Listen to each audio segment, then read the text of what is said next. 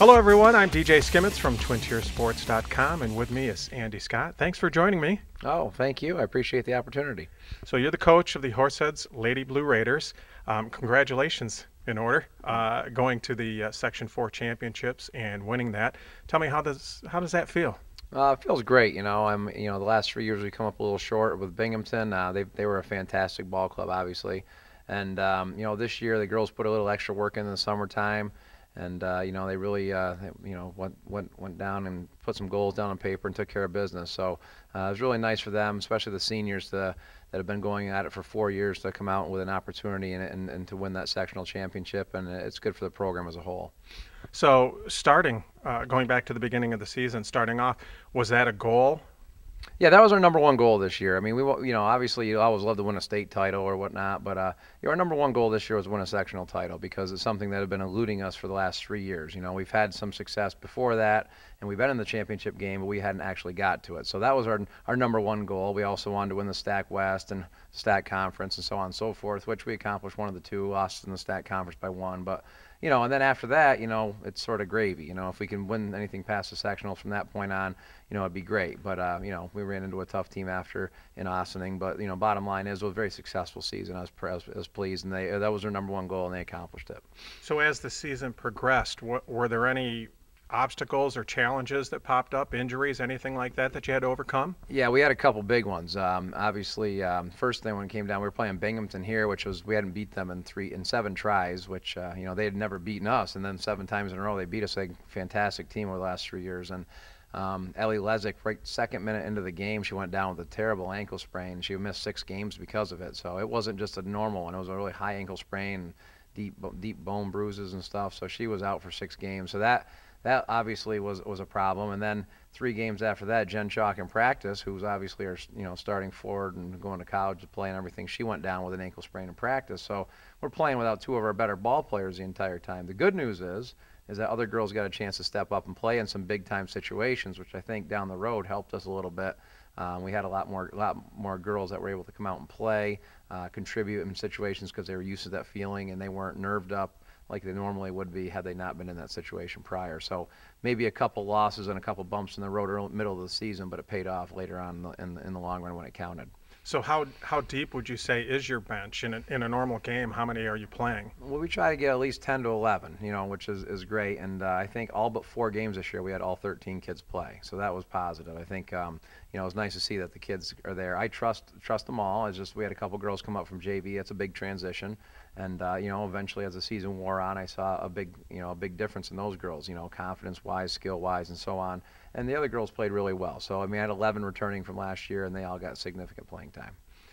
Year after year, Horseheads is looked at as one of the perennial favorites. How do you put this team together and make it so competitive year after year? Well, luckily we have great leadership from the kids, and we give them the opportunities to come to the open gyms and the summer leagues, and we play a really extensive schedule. A lot of the girls are dedicated with AAU basketball and stuff like that. A couple girls six girls went to the BX program down in Binghamton to enhance their skill level a little bit. But we put a lot of opportunities on the table all summer, and we try to outwork other teams, and we do things in practice. We do. I think our practices are very productive, and I just think all the off-season work coupled with the what we do in the season, I think the girls have it. But I think the most important thing that happens is the camaraderie between the girls, and we try to do a lot of team bonding type things outside of the realm of basketball, off the court once in a while, because the closer they are as a group, the better they play together. And this year's group was the most cohesive group I think I've ever coached. They were friends on and off the court, and they were like, at the end of the year, there's tears everywhere. It's not just because they lost, it's because they knew that their family was going to be broken up. But the good news is that they'll always be together, and they won a championship, and it was good for them. Defensively, Horseheads is just known for their defense, and I've seen them play, and you play such tight defense. How do you coach that? How do you ingrain that into their heads to play that type of defense? Well, we do try to pride ourselves on that because obviously everyone can have a bad offensive game, but if you can play tough defense each and every day, it's really you're obviously going to keep yourself in ball games, and I've watched practices here, Coach Lemoncelli on the JVs, he does a great job teaching it. He breaks things down 1-on-1, 2-on-2, 3-on-3. I've watched teams from John Fessich had a couple teams. I watched him do some clinics, and we go to a lot of clinics and watch what types of defense. Man to man is our strength, and this year we played a little bit more zone because we had a little bit more length. But that man-to-man defense is something that we teach those skills. We break them down into one-on-one drills, two-on-two, three-on-three. Take a lot of pride in it. And then when the girls get to the game, we try to take away the strength of the other team, whether it's their best player or we know their play or whatever. We scout. So our goal is to try to limit the team to 40 to 45 points, and if we do that, we think we have a good shot of winning. So going back just a little bit, you mentioned some kids that stepped up. Who surprised you this year? We had we had 5 girls that our starters average between 10 and 12 points, which is rare. Usually you have a superstar and then a good shooter and a good post player, something like that. This year we had 5 girls that were 10 to 12 points a game, which is phenomenal. That averages out to be right there between 50 and 60 between those 5. But we knew that Jen Chalk and Tess Wicks and Amanda Schiefen are going to be, solid people for us. But Ellie Lezick coming over from Elmira was a huge addition for us because she fit right in. And I said at the banquet the other day, we just had our banquet, and I said, you did a fantastic job. You would never think that this girl had ever was not from Horseheads. I mean, that's how well she fit in. So she did a great job because sometimes I think that transition year is pretty tough for kids, you know what I mean? And she went from a different school with a different program and a big-time system, and she really, fed right into that pretty well. Also, Marlia Nolan, only a sophomore, she did a great job this year. She ran the point. She went to the line over 100 times, which is pretty incredible. And, as our third leading rebounder as a point guard. So she did some great things for us, averaged 17 and a half in sectional. So I was really proud of her. And then, of course, Amanda Schiefen, I was really pleased with her progress because as an 8th grader and freshman, she was young. And then midway through the sophomore year, she turned the corner and was pretty dominant for us inside. It sounds like you have a great bunch of girls. Looking ahead to next year, what do you see? What do you think the program's going to do? Well, I think the positive thing this year is our girls that left, the seniors, the 5 seniors that were fantastic girls, really showed this group how to lead.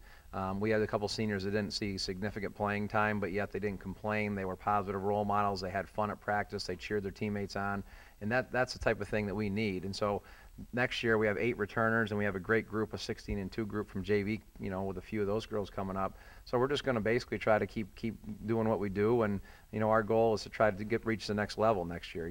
This year our sectional title was a goal. Next year regional title is a goal. So that's something that I think is in our reach if we keep working hard, and we've already started. I mean, 3 or 4 girls are playing AAU and they've started already, and a couple more start in the month, and 10 more start in another month. So we're going, and we're starting workouts Tuesday, so we're ready to go. We're excited for that opportunity, and it's a program, and people buy into it. And I think when you're successful, a lot of people want to be a part of that too. And we're not going to keep bad apples around here. You know what I mean? We're going to keep good kids around here. And one thing that I think one reason we're so successful is because our team average academically was 94.5. I didn't have to worry about seeing that in my day, but I mean, our girls do a good job. They pride themselves on being good kids, good students, and good athletes. So it's very important, and they do a great job. That's just great to hear that academically they do so well. At the end of the day, what do you try to instill in the girls as they move on from high school basketball? Some of them may play in college, but what do you try to instill as they go ahead and basketball maybe fades away and they become members of the community? Well, I think our number one thing that that we go through is being a team player, because obviously when you go out in the world, you're going to have to be part of a team. You can't. There's only so many leaders, right? And there's going to be a lot of people underneath those leaders. So you're going to have to learn how to be a team player. You're going to have to lose with dignity and win with pride. But bottom line is our girls have a lot of qualities when they leave this program. Trustworthiness, time management skills. They're hardworking. If you want to play, you're going to have to work year-round. You're hardworking, dedicated, committed. We always say commitment is not a convenience. You know what I mean? And so they understand that success is a choice. You either want to be it or you don't want to be, and don't complain when you're not winning at the end if you didn't put the time in. So they learn a lot of the qualities that I think you need for college and you need for the workplace down the road. And I think overall the kids, they come out and they're great people. I see them. And it's very nice to see them, number one, play another sport in college, but also to move on and actually show that they're in leadership positions when they come out, or to come back 5-10 years later. And it's nice to see them walk through the door and say hi, and all that sort of stuff. But yeah, the skills that we teach, the everyday stuff a team brings, I think they're pretty well prepared, and it's always makes us proud to see them be successful. Well, I think you do a fantastic job with the kids. You should be commended for the job and the time that you put in. Um, let's talk a little bit about baseball because you're Sure. you're just getting into that. So let's touch on that. What do you see so far? Well, it's like I said, today was day 2 outside, and it was like, well, it said it was 40 degrees, but it felt like it was about 18 out there. But Coach Lemoncelli does a fantastic job with his program too. I mean, you want to talk about hardworking and committed. I mean, that guy is, that's what it's all about, And so he's a 3-time sectional champion, and I'm the JV coach under him learning. So good news is we have great people underneath us or with us. Chris Black coaches with me, John Michael Cook coaches with him, and just great people there. So far it's we haven't seen too much because we've only been outside a couple days, but great group of kids, same type of thing. You have good people around you, you're going to see good things happen. And Coach Lemoncelli does not keep kids who aren't good in the classroom or don't produce socially. I mean, you got to be a good person and a good student. And so, and we have a lot of great kids, so you're going to see a lot of success at both levels, I'm hoping, right now. Well, I wanted to thank you for spending some time with me. As I said, you're a great coach. You should be commended for the time that you put in. And I've seen the other coaches at work too. It's something that you don't see a lot. Horseheads has a great bunch of coaches that, right from the 5th and 6th grade level, bring these kids up right and teach them, to be good sports and good student athletes. So thanks for spending some time and best of luck. All right, well, thank you very much. I appreciate it. Thank you.